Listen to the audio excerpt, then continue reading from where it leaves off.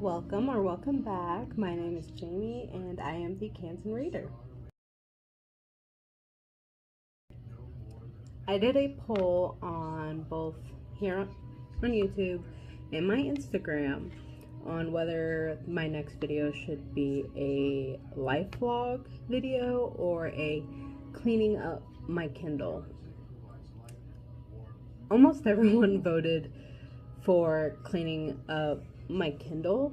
I think I only had one vote for a life vlog, so here we are.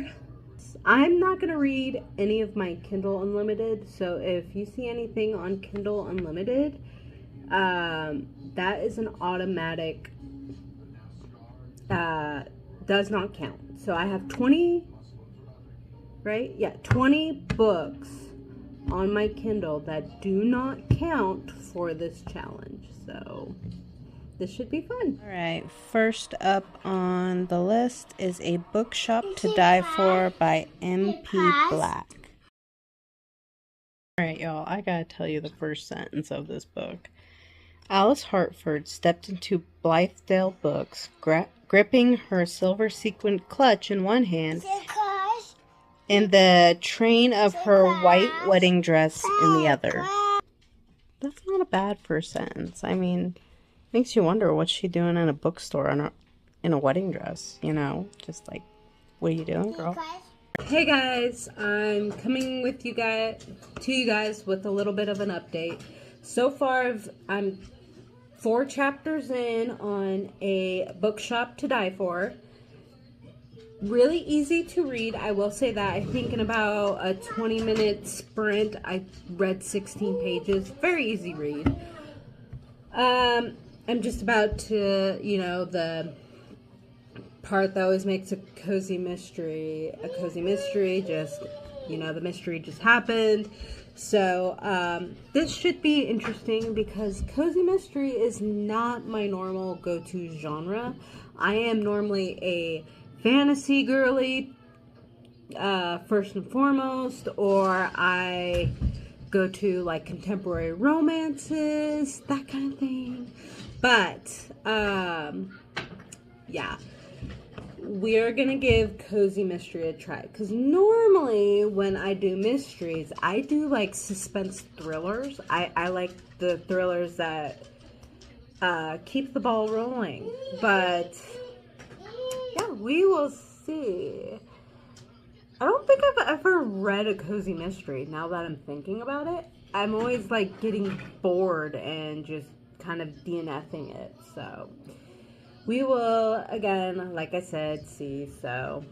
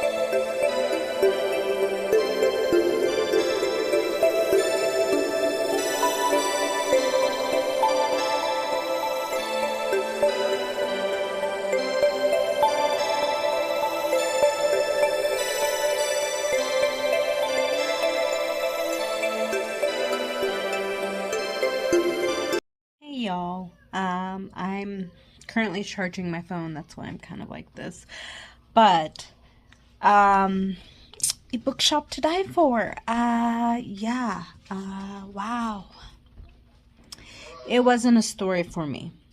we'll just leave it at that. I skipped to the end to see if it was the person that I was thinking of. It wasn't, but yes, we're just gonna count this one as a loss, permanently delete it from the Kindle, and move on.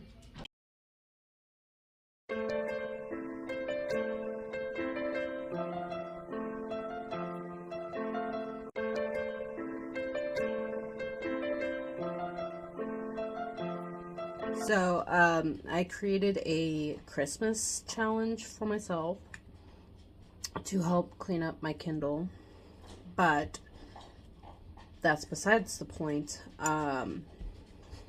With this challenge, I started that one Kindle book that my husband picked out for me, which was A Spy's Fateful Bond by TMK. That is on my November TBR. So, the two birds, one stone. This challenge plus that.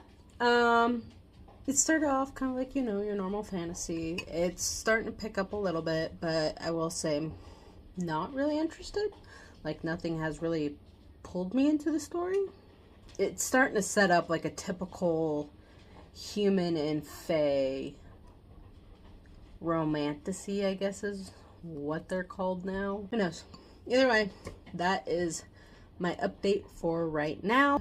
I will come back on here when I have an update, when I get more, at least halfway into this book, and let you guys know what my actual thoughts are on it, if I will DNF it or not, because I'm starting to give books until a halfway point, because I have read books where it's a slow start, especially fantasy books, where it's a slow start, and then once you hit 50%, it really picks up, or it could be one of those where it hits 75% and then really picks up. But I don't like when a book takes almost the whole book to really pick up and go. So I definitely am trying to give it to 50% now, to the halfway mark. But if we don't have a good enough story at the halfway point, it's going to be a DNF. So we will see. Hi. I'm back with an update on A Spy's Fateful Bond. I'm actually really starting to enjoy it. I'm 44% through. I am at 100 pages. It's actually cuter than I thought. It is one of those where a human and a fae bond. So, I mean, it's in the title, not a spoiler. But they have a different twist on it. And I'm loving it because it's not the insta-lovey that typically normally falls with this kind of thing. Yeah, I don't know. I just kind of like what's going on here. I like what is happening. Also, Timus, I think is how you say his name, and his best friend's name is Mallory, I think. Mallory. They're hilarious together. I love their banter. They are amazing best friends. Their banter's hilarious. Mallory really knows how to push Tomas's buttons. I think his name's Tomas. Not really sure. But anyway, super funny. Hey everyone, I'm hiding in my son's room right now to hurry up and try and film this last update for you guys, because I did finish A Spy's Fateful Bond by T.M. Goodkey. Make sure I get the last name right this time. But I actually did enjoy this. I thought it was funny at certain points. I rated this 3 stars because I did end up having a few problems with it. So first and foremost, it did end up getting a little insta-lovey after, I want to say like 50%. It started getting really insta-lovey. And The other thing I didn't like was the kissing scenes. We did get some of those, and they did get a little too detailed, but it doesn't go any further than kissing. So that's a good thing. It just, like, I don't want to read about people kissing. So that's a personal problem on my hand. Anyway, another thing, we got some information a little too much. Like, we're constantly reminded about certain things, and then other things, example, Sonus, which is the capital of the Day Court kingdom. You get that information at the very beginning of the, well, not the very beginning, but at the beginning of the book. Either way. Then around like the 88%, 90% mark, you get told that Sonus is the capital of the Day Court again. And it, like, the way it's said is like not needed. Like, it's not somebody saying, yes, Sonus is the like, he's saying, hey, we're going home to Sonus, the day, or the capital of the Day Court kingdom. And I'm like, we already know that. Why are you telling us? So anyway, another problem I had was that some information was not given early enough. At the very beginning, you are told, and kind of throughout, this is some of the information that's kind of throughout, but not very much. Like, this information didn't stick out as much as others. Anyway, Amelia is taller than the average human woman, so she is talking to her brother, and her brother actually, towers over her. So right away, he's actually really, really tall, and she's not the I'm so tiny kind of girl. There's that. But she does say how it's hard to get her arms around her brother when she's hugging him. And I'm like, if you're taller than average, like, your arm width should be pretty good. So what the heck? And then like 5 chapters later, or maybe a little bit more, you find out that her brother is actually half orc and that her father is fully orc. And I'm like, okay, her adoptive father, we should say, because she is fully human. Or maybe not. Maybe something's being set up for the next book, because we're constantly being told that she's taller than the average woman, and Fae and orcs are extremely tall. So maybe she's not fully human. Or maybe she's just a giant. I don't know. A giant human. Either way, getting past that. I wish we would have gotten that information about her brother a little bit earlier. That would have made a little more sense of why she cannot get her arms around him, because orcs in this world are extremely massive. Yeah. And I tried really, really hard not to think of Lord of the Ring orcs, but whatever. Either way. There were some times I did like the writing. I have a couple quotes. One of them was at the beginning. I just really liked this. I never wanted to be a spy. I never wanted to come back to the human kingdom either, but my mission requires a heartless violation of my wishes. So there's also on the whole orc thing of her brother. She might have written that he was half orc, but I didn't pay attention. But normally that kind of stuff sticks out to me. That's why I kind of have a little problem with it, because like I said, that stuff sticks out.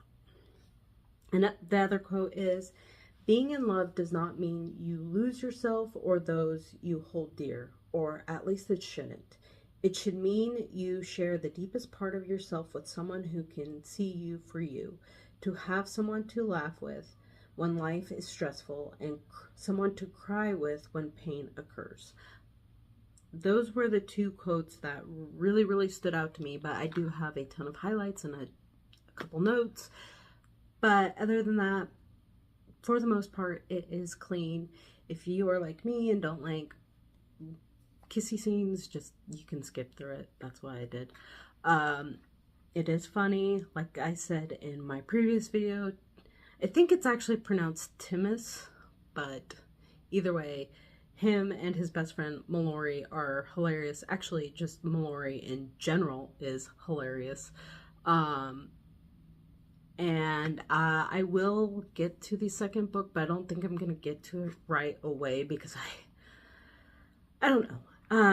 It's just not a series I want to finish like right now, and I just want to get some more books off my Kindle. And yes, so as of right now, I only have gotten 2 books done for this video, but hey, that's 2 books off of my 400 and what was it, 439, 438. Either way, I got 2 books off my Kindle. Yay! Other than that, I will see you in the next video. Bye!